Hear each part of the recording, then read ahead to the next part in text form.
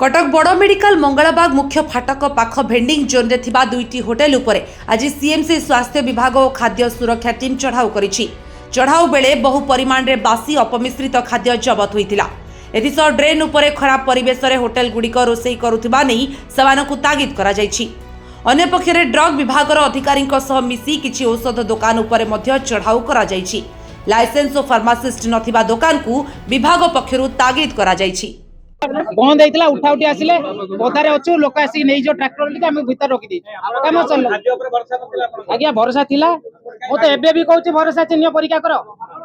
एबे ब्लीचिंग पड़ी तथापि नियंतु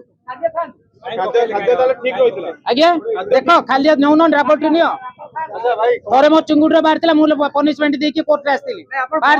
कलर पड़ता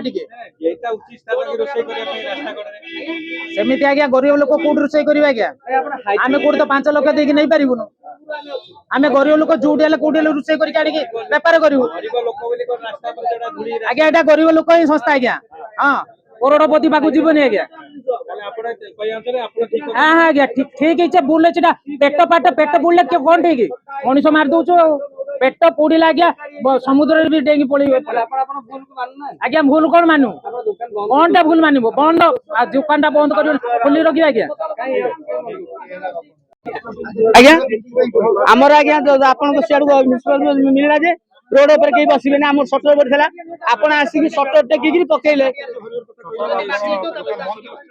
हाँ पकई दे चेकिंग करूँ आम छता पता मारी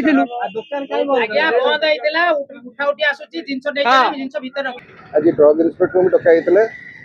आमर फूड इन्स्पेक्टर फूड सेफ्टी अफसर मैंने